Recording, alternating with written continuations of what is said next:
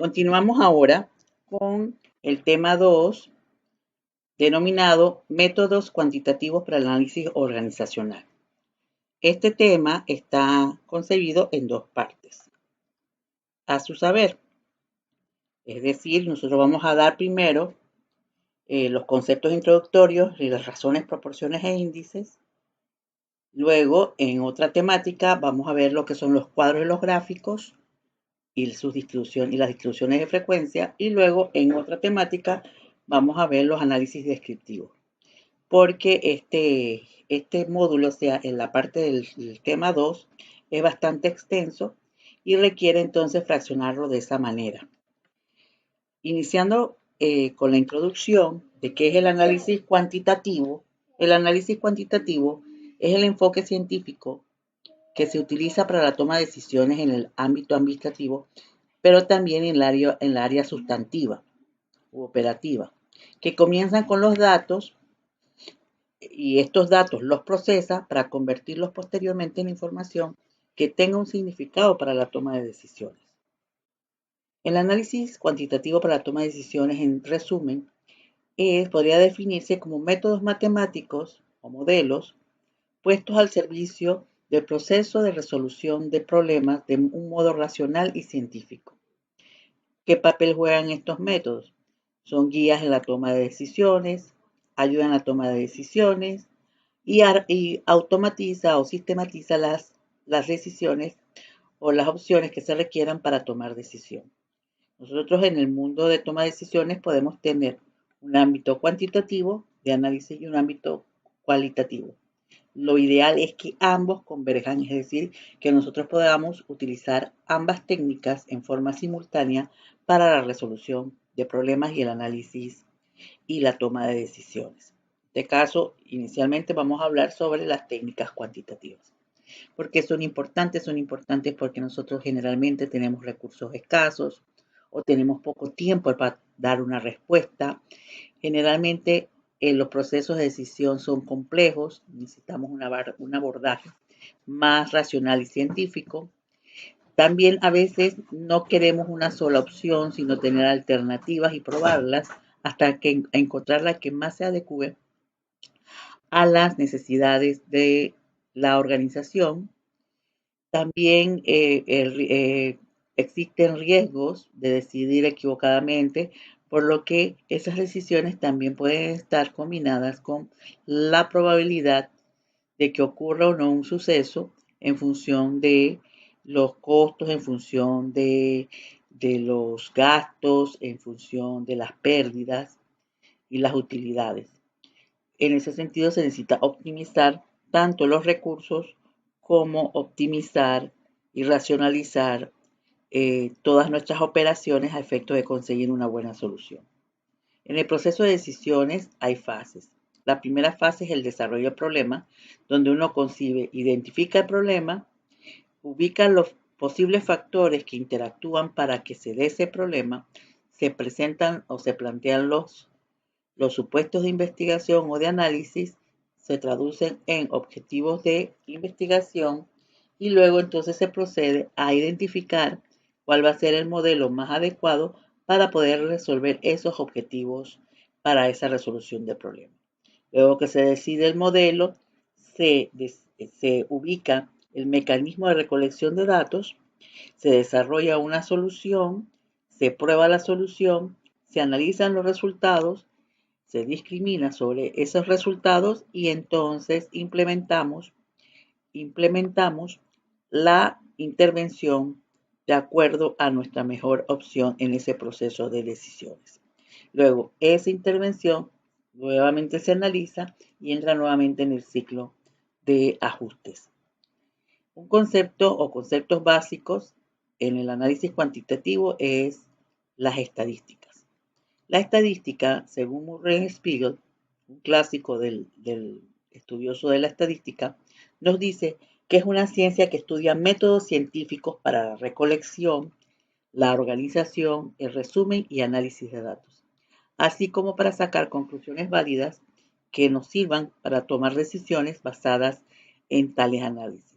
Lo importante decir es que ellas apoyan el proceso de toma de decisiones, pero hacen parte de la decisión, pero no son completamente los elementos que utilizamos para la decisión.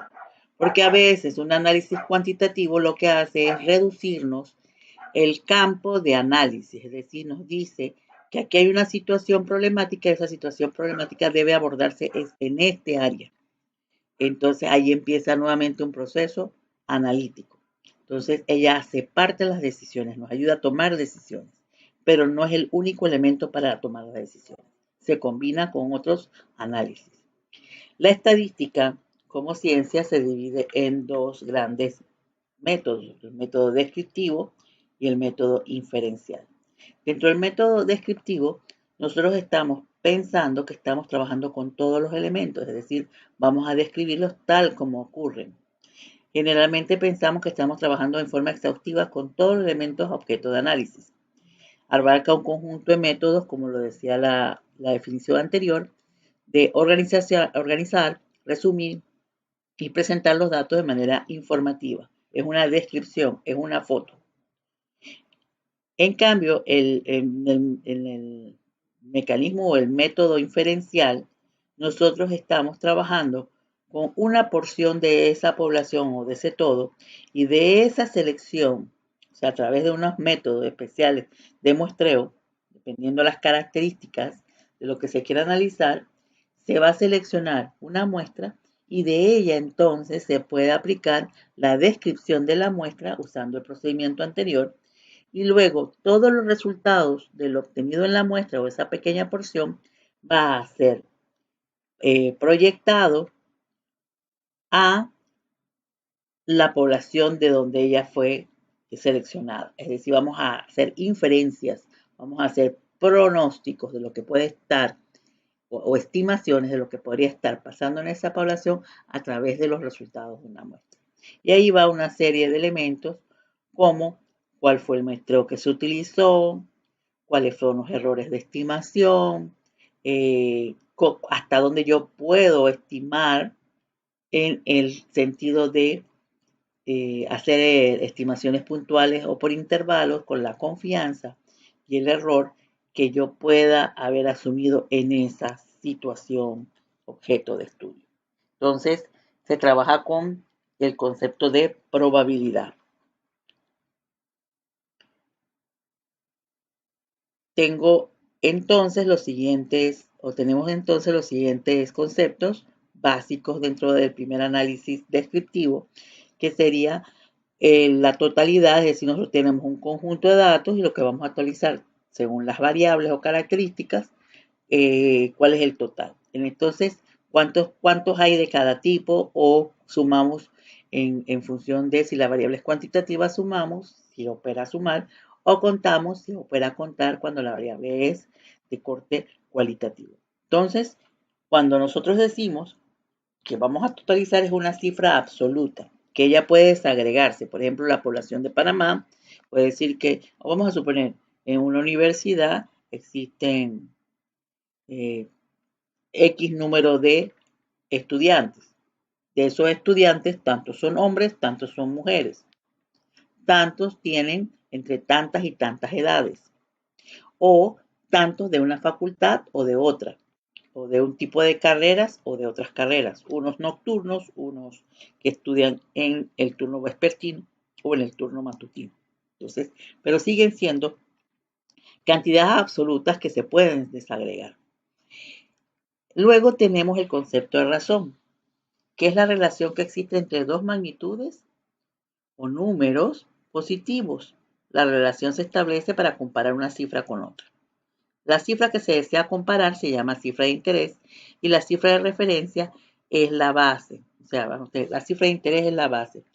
O sea, yo tengo la cifra de referencia que es mi base y mi cifra de interés. La base está en el denominador y mi cifra de interés está en el numerador. Es la que yo quiero comparar. ¿En función de quién? De una base o una referencia.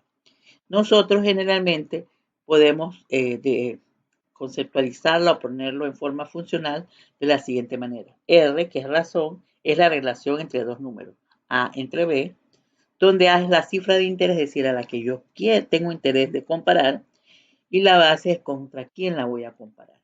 En este caso estamos viendo una división, pero también puede operar otro tipo de operador matemático.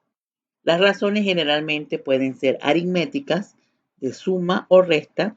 Por ejemplo, cuando restamos una magnitud con otra magnitud, podemos ver ejemplos de esto cuando trabajamos el saldo de una deuda. Es decir, yo tengo un compromiso financiero y ese compromiso financiero a final de mes voy y deposito lo que me corresponde depositar a la deuda y entonces ese valor se me resta del interés y de la capital que yo debo y voy a tener una cifra esto eh, eh, eh, ya nueva que va a ser mi diferencia. Es decir, yo puedo hacer esto en un indicador que se llama saldo. También puedo, por ejemplo, tener el saldo migratorio, que es la relación entre las personas que el saldo migratorio que serán las personas que salen menos las personas que ingresan, o el saldo de las importaciones que serían lo que yo exporto menos lo que yo importo. Entonces yo tengo allí este tipo de razón, se llama aritmética. O cuando sumo, por ejemplo, cuando yo tengo mi carga de trabajo de un mes está concebida como lo que se me asignó a trabajar durante el mes, más lo que yo dejé pendiente de meses anteriores que no pude terminar de resolver en su momento. Entonces, mi carga nueva para el mes sería todo lo nuevo más mi, mi carga sería todo lo nuevo más lo que yo tenía de arrastre. Entonces, eso se le llama carga de trabajo y opera entonces una suma. O cuando yo deposito dinero, pero en este caso ese depósito será para una inversión, es decir, tengo un ahorro, plazos, y luego entonces lo que voy depositando mes tras mes va abonándose a una cuenta que va sumando y en un futuro voy a tener un valor mayor al inicial debido a lo que estoy depositando más los intereses que está devengando. Entonces, en ese caso, la razón es de tipo aritmética. También hay razones geométricas. A entre B opera la división, pero también podríamos utilizar la multiplicación. También están las razones mixtas, donde tengo una combinación de razones aritméticas y razones geométricas. Nosotros vamos a ver esto en los ejemplos prácticos. Una razón básica, primordial, muy utilizada es la proporción conocida por nosotros como el porcentaje. Pero una proporción o un porcentaje no es más que partes de un total, en este caso en el porcentaje dado en múltiplos de 100. Pero no es el único múltiplo que podemos usar 10. Porque decir 80%, el 80 entre 100, 80%, es lo mismo que decir 8 de 10, ¿verdad? U 800 de 1000. Eso va a depender de cómo nosotros vamos generando ese indicador. Lo importante es que el múltiplo de 100, de 10, perdón, va a depender de si hay una convencionalidad que me dice que yo tengo que utilizar o 10, o 100, o 1000, o un millón, o si no existe la convencionalidad, es llevarlo a un indicador que sea interpretable, que sea de fácil significado a la hora de analizarlo.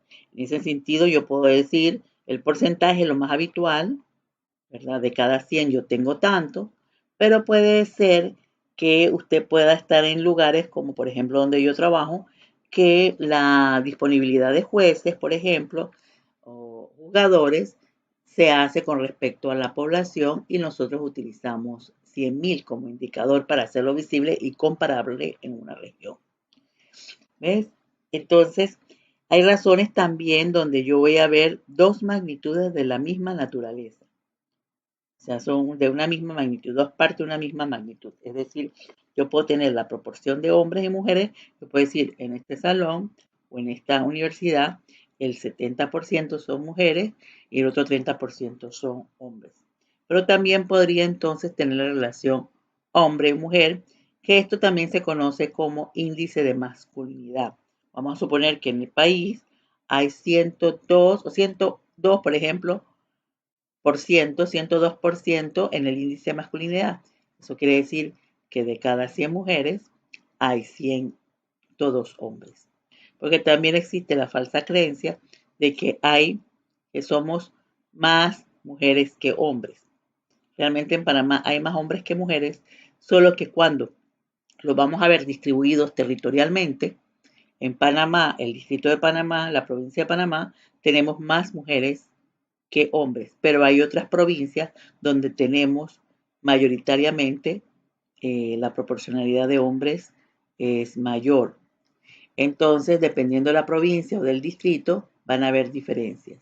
Y esto se hace también más fuerte si lo vamos a ver por grupo de edad y el ser hombre y mujer. Porque el grupo llega el momento en que nacen más hombres que mujeres, pero ya al final de la vida prevalecen más las mujeres que los hombres. Entonces, por eso hablamos de que en este caso se usa ese tipo de indicador que se llama el índice de masculinidad. Habrán países porque sus razones violentas, donde puede haber también más mujeres que hombres, o puede darse el caso de que no la haya porque ellas migran huyendo de esa condición. También tenemos razones entre partes de magnitudes de distinta naturaleza.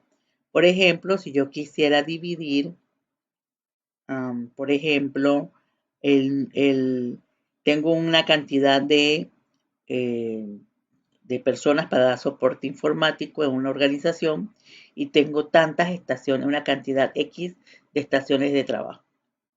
Y resulta que yo voy a dividir entonces dos magnitudes de diferentes naturalezas. Número de personal de soporte técnico, de personas disponibles para soporte técnico, entre el total de estaciones de trabajo. Llámase estación de trabajo al computador en la impresora. Entonces, lo que tenemos aquí es que yo cuento cuánto es mi equipo de trabajo, lo que denomina estación de trabajo, o si lo quiero hacer independientemente, las cuento todas, y luego entonces lo voy a dividir entre el número de personas disponibles. Y yo tengo allí el acceso al servicio, que sería entonces, yo puedo decir que por ejemplo, hay 8 estaciones de trabajo por cada personal técnico. Esto es lo que sería un promedio, pero en el caso yo lo que estoy analizando es esa razón entre dos distintas magnitudes. Otro ejemplo de magnitudes de distinta naturaleza es la densidad de población. La densidad de población es la relación entre los habitantes de un área entre el área en kilómetros cuadrados, donde están habitando esas personas. Entonces yo puedo decir que, por ejemplo, San Miguelito, supongamos, la cantidad de personas de San Miguelito que habitan en San Miguelito entre el el kilometraje cuadrado que hay en ese distrito y me puede dar, por ejemplo, que yo tengo alrededor de 7,000 personas por kilómetro cuadrado en el distrito de San Miguelito. Un ejemplo. Entonces eso se llama densidad de población. Es el mismo cálculo. Solo que nosotros podemos colocarle a nuestros índices o nuestras razones, más adelante verán indicadores, podemos ponerle un nombre que lo definimos filosóficamente, pero lo vamos a hacer tangible a través de la experiencia del cálculo. También existen otros tipos de razón denominados tasas que indican comparaciones entre el número de casos reales y el número de casos potenciales. Suelen darse en términos de una base. Generalmente se usa 1000. Esto sobre todo en la parte de salud y morbilidad, o sea, lo que es la parte de enfermedades o muertes, morbilidad o mortalidad.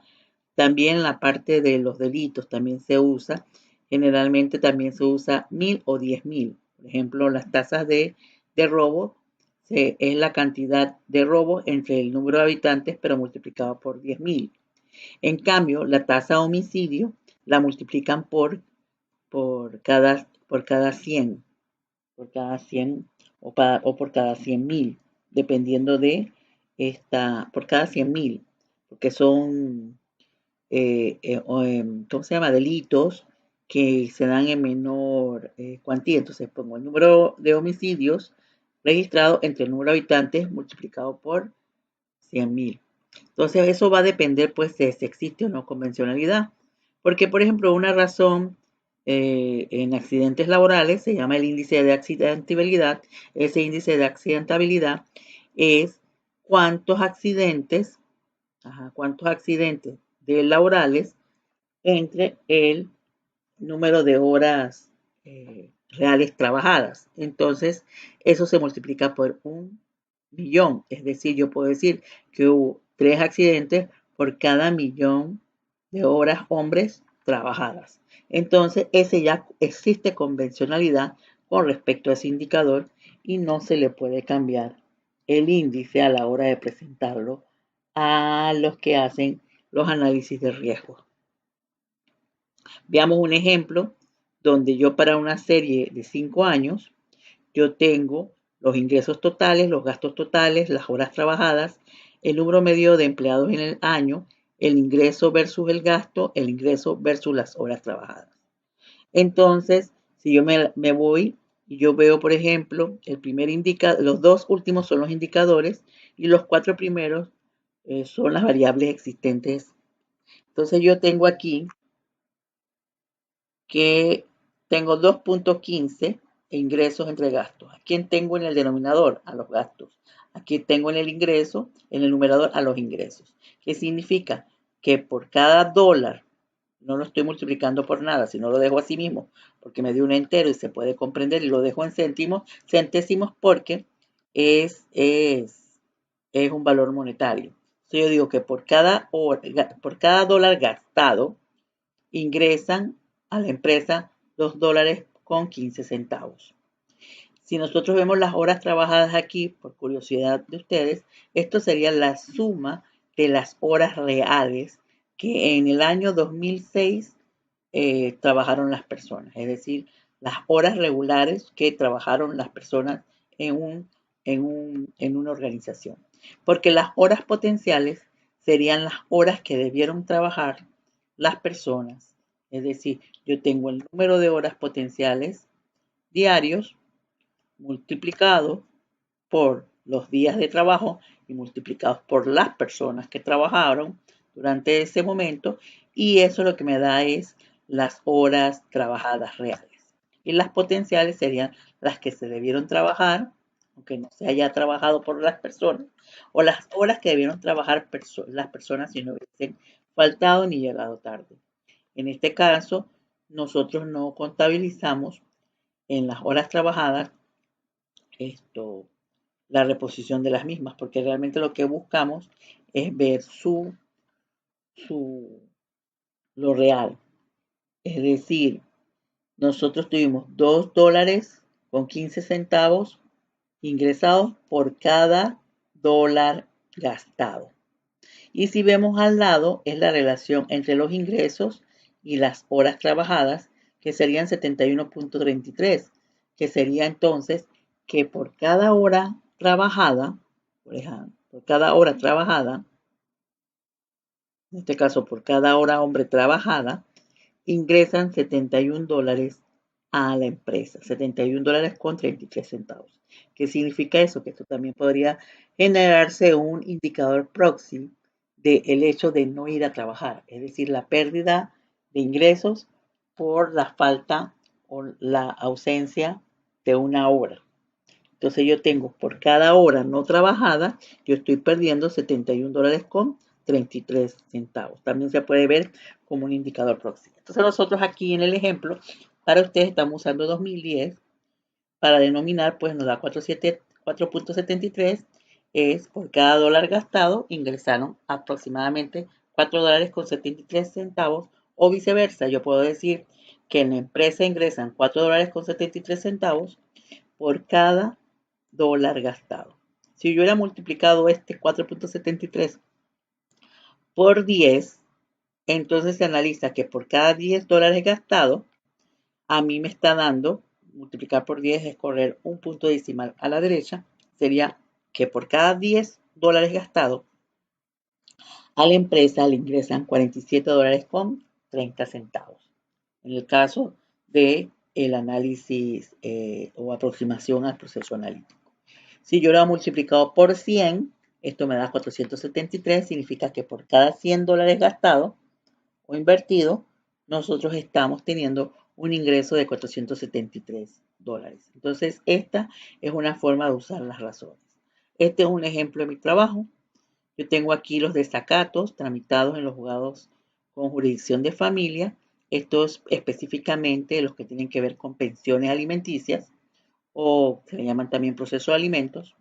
De ellos, en esta serie nosotros tenemos datos más recientes, pero este es el que tengo ya para los ejemplos. Ellos están distribuidos por lo que nosotros le llamamos circuito judicial. Circuito de Panamá, circuito de Colón, circuito de Darién. Bueno, ahí faltan dos circuitos en Panamá. O sea, tenemos la provincia de Panamá, Colón, Darién, Coclé, Veraguas, Bocas del Toro, Chiriquí, Herrera de los Santos. Porque Panamá para nosotros tiene tres circuitos, el circuito del Distrito de Panamá, el circuito de San Miguelito y el circuito de Panamá Oeste, es decir, toda la chorrera, que va desde Arraiján hasta San Carlos. En este caso está agrupado en la provincia. Llamemos que es provincia. Entonces nosotros tenemos aquí para el 2019 11.910 desacatos que tuvo conocimiento el juzgado que no cumplieron. Desacato es que no hubo cumplimiento en el pago de la pensión. Esto puede ser más, pero aquí lo que tenemos es la cifra registrada, es decir, cuando la persona va a expresar y va a presentar un desacato por el no pago. Porque hay personas que a veces no lo comunican y esto sería como la cifra negra o la cifra muerta, donde nosotros no tenemos realidad de quienes no acceden por alguna razón a presentar su desacato. Entonces vamos a ver el porcentaje.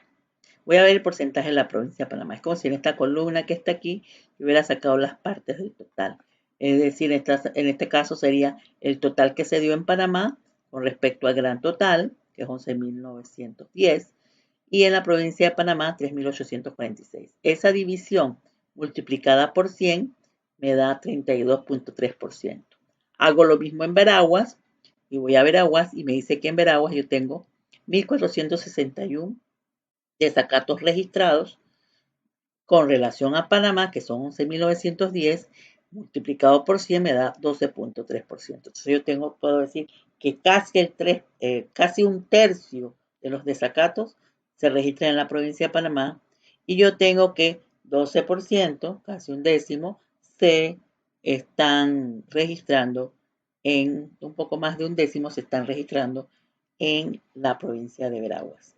Entonces lo que nosotros estamos viendo aquí es proporcionalidad, que va a depender del tamaño o de la magnitud. Si yo quiero ver ahora la relación entre Panamá y Veraguas, estoy usando Veraguas porque es la provincia de origen de mi mamá, entonces yo estoy usando Panamá, 3.846, y ahora lo voy a comparar con Veraguas, 1.461. Cuando yo hago esa división, en este caso no he multiplicado por nada, ni por 10 ni por 100, sino que lo he dejado así porque me da un valor entero y su decimal me da 2.6. Ahí lo voy a dejar, estoy usando un decimal porque esto no es monetario. Y yo puedo decir que sin multiplicar nada, que por cada desacato que se registra en la provincia de Veraguas, se registran 2.6 o casi 3 en la provincia de Panamá. O se dan 2.6 desacatos en Panamá por cada desacato que se registra en la provincia de Veraguas. Entonces también estoy viendo proporcionalidad. ¿Cuántas veces está contenido el volumen de Panamá en el volumen de Veraguas? Si yo hubiera dado esto en forma inversa, es decir, Veraguas versus Panamá, me hubiera dado un valor decimal, o sea, sin enteros y decimal. O sea, me da un decimal allí, pero tendría que multiplicarlo por un múltiplo de 10 que lo haga visible. En este caso, un múltiplo, por ejemplo, con 2.6 se puede dejar así porque da entero, pero si yo tengo que llevarlo a un múltiplo, vamos a suponer que lo multiplico por 10, me da 26.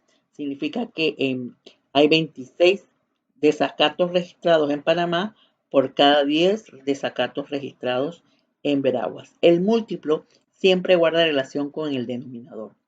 Entonces ahora vamos a ver magnitudes de diferente naturaleza. En este caso, al inicio teníamos partes de un total, después hicimos la relación entre dos magnitudes, dos segmentos de una misma magnitud o dos partes de una misma magnitud. Ahora vamos a ver con respecto a una variable, en este caso desacato, con respecto a la población adscrita a la provincia. En este caso tenemos dos variables distintas. Entonces, Panamá tuvo 3.846 desacatos y la estimación de población, según la Oficina de Estadística y Censo de Panamá, el INEC, el Instituto de Estadística y Censo, nos registró que había estimado 1.761.112 habitantes. Al hacer esa división, como estamos trabajando con habitantes, cuando trabaja con habitantes, generalmente se usan múltiplos de 1.000, de 10.000 o de 100.000. En este caso vamos a usar 1.000 para poder comparar provincias que no son comparables. Entonces, al hacer la división y multiplicar por 1.000, nos da 218.4 por 100.000 habitantes. Es decir, nosotros tenemos que en Panamá, por ejemplo, podemos decir que en Panamá se registran 218 desacatos por cada 100.000 habitantes de la provincia de Panamá. Cuando vamos a Veraguas, tenemos 1.461 casos de desacatos entre la población estimada en ese momento, 2009, era 226.248. Multiplicado por 100.000 nos da 645.75 por 100.000 habitantes. Es decir, que Veraguas presenta 600, podemos decir, aproximadamente 646 desacatos por cada 100.000 habitantes. Aquí esto me permite ver cuál es el riesgo. Cuando yo mido riesgo, es mejor medirlo con respecto a lo que está expuesto, a lo que estamos expuestos. En este caso lo hicimos con respecto a sus respectivas poblaciones. El primer indicador, porcentaje y la relación entre dos valores de la misma magnitud, entonces, de la misma medición, me permiten, por ejemplo, en una política de trabajo, usar estos insumos para distribuir recursos, o sea, materiales y humanos. Pero con respecto al último, donde estoy midiendo riesgo, yo me tengo que hacer preguntas. ¿Por qué mi indicador por habitante es más sensitivo en Veraguas? Entonces, ya como nosotros conocemos la variable y las situaciones que se dan, como es desacato o pensiones alimenticias, es que en Panamá es más fácil, con respecto a Veraguas, hacer cumplir el cumplimiento a través del descuento o la ubicación de la persona en un trabajo formal. Sin embargo, en Veraguas existe mucho trabajo informal y los mecanismos para acceder a un descuento directo es muy difícil. Entonces, también nosotros estamos viendo, y en Panamá la población está más concentrada en el urbel capitalino y en Veraguas nosotros tenemos poblaciones más dispersas.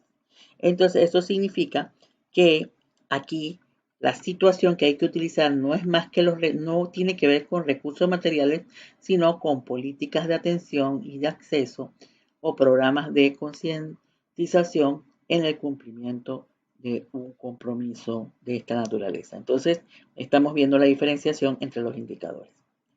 Hay otras razones que se utilizan, por ejemplo, cuando yo quiero comparar valores en el tiempo. Para eso se usa la media geométrica. Entonces, nosotros usamos la media geométrica.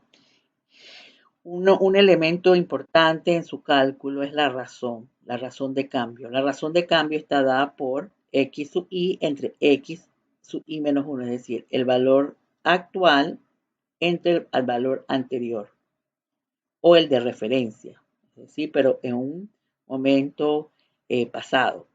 Y sería cuando le resto 1, es decir, esta razón menos 1 multiplicado por 100 me va a dar un porcentaje. Si, por ejemplo, si yo al valor actual le resto el valor anterior, y le resto, si yo al valor actual le divido el valor anterior y él me da 1, significa que los dos valores son iguales. Entonces le resto 1 es para ver cuánto está por encima o por debajo del hecho de que hubieran tenido igual proporcionalidad. Entonces, al restarle 1, lo que voy a ver es el porcentaje o la tasa de crecimiento que se analiza en forma distinta. El indicador aquí es 0. Es decir, si me da igual a 0, quiere decir que entre ambos tiempos o entre los valores en el tiempo no hubo cambio. Si me da mayor que 0, es decir, si es positivo, quiere decir que hubo aumento. Y si me da menor que 0, quiere decir que hubo disminución. En cambio, en la razón, que sería el valor actual entre el valor anterior, si me da igual a 1, quiere decir que son iguales. Si me da mayor que 1, quiere decir que el valor actual es mayor que el valor anterior. Y si me da menor que 1, quiere decir que el valor anterior es mucho mayor que el valor actual. Esta operación que está aquí, la primera, es la misma que la segunda, dan los mismos resultados, solo que en la primera yo estoy operando con la diferencia entre el valor actual y el valor de referencia. Y luego a esa diferencia le divido el valor, a esa diferencia le divido el valor actual. Es lo mismo que esto que está aquí, x1 entre x y menos 1 es lo que tengo aquí en esta parte de la fórmula. Y x1 menos 1 entre x1 menos 1 me va a dar 1. Es decir, es la misma operación matemática que nosotros lo vamos a ver en el taller de forma más fácil y rápida. Vamos a ver un ejemplo. Aquí tenemos cuando queremos ver cambio, razón de cambio y porcentaje de cambio interanual. Cuando eso ocurre, yo necesito utilizar la fórmula de la media geométrica, que sería la que está aquí. La radical o la raíz décima, es decir, del tiempo, donde el tiempo es n menos 1, o sea, tantos datos menos 1 o tantos años menos 1, entre la raíz del valor más reciente entre el valor más remoto. Entonces, a este valor que obtengo con esa raíz, le resto 1. Esto me va a dar el porcentaje de cambio. Si no le resto 1, lo que voy a tener es la razón de cambio interanual, es decir, en un promedio. Cuando los valores son continuos, es simplemente tomar el valor actual entre el valor anterior menos 1%. Porque el tiempo, si tengo dos valores en el tiempo, va a ser una t elevado a la 0. Y t elevado a la 0 en el radical me elimina el radical. Quiere decir que nada más tendría que dividir los valores y restarle 1. Pero cuando tengo valores que se espacian en el tiempo en 2 o 3 o 4 periodos, entonces sí requiero utilizar esta fórmula. Cuando es difícil utilizar la raíz décima, porque las computadoras y algunas calculadoras solo tienen la raíz, por ejemplo, cuadrada o la raíz cúbica, entonces todas ellas sí tienen la potencia, ya sea el Excel o ya sean las calculadoras, y entonces como la radicación es la operación inversa de la potenciación, entonces usamos la misma base, que sería x a la n entre x menos 1, que sería el valor más remoto, el valor más reciente entre el más remoto, el más lejano, elevado a la 1 sobre el tiempo, donde el tiempo es n-1. Lo que está en la potencia es la razón de cambio interanual. Al ya restarle 1, lo que obtenemos es el porcentaje de cambio interanual o promedio. Vamos a ver este ejercicio. Este ejercicio tenemos las ventas en una empresa fueron de 755,000 en el año 2010. En el 2019 elevaron a 835,000. Aquí el tiempo N es 10, son 10 años. Pero realmente los periodos de análisis son 9, porque sería siempre contrastar un año contra el otro. Y en ese contraste nosotros esperemos un elemento. La razón de cambio en el periodo sería 835 entre 755.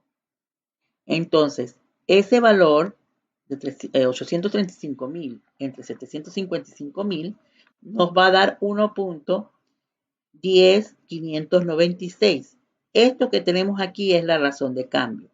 ¿Qué significa? Que si yo multiplico esto por 10, esto me da 110, o vamos a suponer redondeado 111. Quiere decir que por cada $100 que a mí me ingresaron en el año 2010, me están ingresando $111 en el año 2019. O sea, en el 19 me ingresan $111 por cada $100 que me entraban en el año 2010.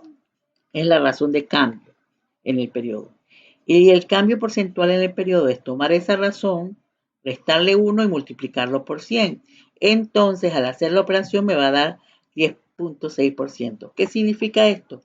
Que en el periodo la empresa tuvo un incremento de 10.6%, es decir, un incremento del 11% o casi el 11% en sus ingresos o ventas en sus ventas. Pero si yo quisiera un promedio por año, yo no podría hacerlo con esta fórmula. Yo tendría que usar la media geométrica, que sería calcular la razón de cambio y el cambio promedio anual o interanual, donde sería la raíz del tiempo. Dijimos que el tiempo es n-1. En este caso es si yo tomara 2019 y le resto 2010, y luego entonces eso me da 9. Y eso me da 9. ¿Qué significa eso? Eso significa que yo voy a sacar la raíz décima, raíz novena de la razón de cambio, es decir, 835.000 entre 755.000. Hasta allí tenemos la razón de cambio. El resultado, que da 1.0112, a ese valor que es la razón de cambio interanual, es decir, en promedio cómo salta, cuánto está contenido un valor con respecto al valor anterior en el periodo, le resto 1 y lo multiplico por 100 y voy a tener el crecimiento promedio anual. Es decir, si mis ventas crecieron en el año, en el periodo, es decir, de 10 años, crecieron en 11 puntos, en 11%, es decir, en 10.6%, es lo mismo que decir que hubo un incremento promedio anual, o sea, de cada año, hubo un incremento de 1.12%. Si nosotros tuviéramos los datos reales y encontramos un año donde hubo disminución y otro aumento, lo que se ve es en función de la tendencia, ¿cuál ha sido? Ha sido más creciente. En este caso yo tengo el valor actual y el valor inicial y hago mi cálculo y yo digo que en promedio cada año creció a razón de 1.12%. Siempre la media geométrica es menor que la media aritmética. La media aritmética tiende a sobreestimar el valor, en cambio la media geométrica es mucho más conservadora. Yo puedo utilizar la razón de cambio, en este caso, interanual, que me da 1.0112, y luego lo voy a aplicar al último año para hacer una estimación. Si yo quisiera estimar las ventas del 2020, entonces tomo el valor más reciente, que sería 835.000, que era el de año 19, multiplicado por la razón de cambio, no la que le resto 1, sino la razón de cambio interanual. Al aplicárselo, es decir, multiplicarlo, debo tener la estimación de lo que yo espero obtener si las condiciones que propiciaron las ventas se mantienen en el futuro próximo. Es decir, yo puedo esperar que tengamos una venta aproximada de 844.352 dólares. Entonces, ¿en qué temas de la empresa tiene lugar el uso de los porcentajes? Bueno, me permite determinar en qué proporción se están logrando los objetivos de la empresa, si estamos creciendo, si estamos decayendo, es decir, si ha ido aumentando o disminuyendo la venta con relación a un periodo anterior. Se puede establecer el interés que genera una cantidad de dinero. Podemos saber si un producto que estamos vendiendo más y relacionarlo con otro producto. Podemos saber cuánta capacidad de producción estamos empleando de la capacidad total de la que disponemos. Esto también generalmente se le llama capacidad instalada. Cabe saber, nos puede ayudar o cabe saber si un vendedor cumple con sus cuotas de venta. También cabe saber qué producto de los que comercializamos es más rentable para la empresa, cuánto representan la plantilla pagada en el proceso de costo total de la producción. Es decir, yo puedo también saber por cada costo, por cada gasto, o puedo también decir por cada gasto por cada dólar gastado en personas, cuánto me representa eso o cuánto invierto en personas por cuánto me está entrando en utilidad o estoy gastando en la empresa. También puedo tener ese tipo de indicador. ¿Cuál es la carga de administración en relación con la de producción? Es decir, nosotros tenemos una parte administrativa que es la que se encarga de dar la parte eh, material, los suministros, que haya generación de energía, que haga servicios básicos, que se den los procesos de facturación y de venta. Y por otro lado, yo tengo la parte sustantiva, que sería la de producción del servicio o del producto. Entonces, nosotros podemos saber qué proporcionalidad. Entonces, yo puedo decir que nosotros estamos dándole un 20 o un 25% en gasto de administración y el resto en gastos de producción o de operaciones. También puedo saber cuántos clientes representan la mayor proporción de ventas de la compañía, cuántos han crecido en, en el periodo de la cartera de clientes. Es decir, yo tengo una cartera de clientes y esa cartera de clientes cómo se ha ido incrementando o disminuyendo en el tiempo. También puedo saber qué parte de los colaboradores de la empresa tienen calificación académica media o alta o posuniversitaria. Es decir, son muchas las opciones que tenemos en este caso. Algunos ejemplos de ratios o razones, son, por ejemplo, la liquidez, activo corriente entre pasivo corriente. Yo tengo la ejecución presupuestaria, que la utilizamos mucho en la organización, como el gasto real entre el gasto presupuestado.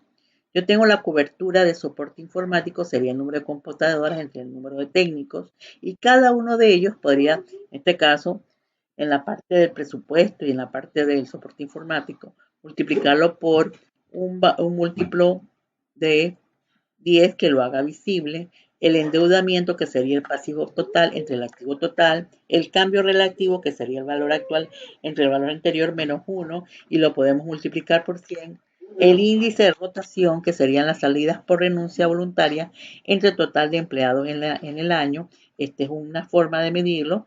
Hay diferentes también eh, metodologías de cálculo para determinar el índice de rotación.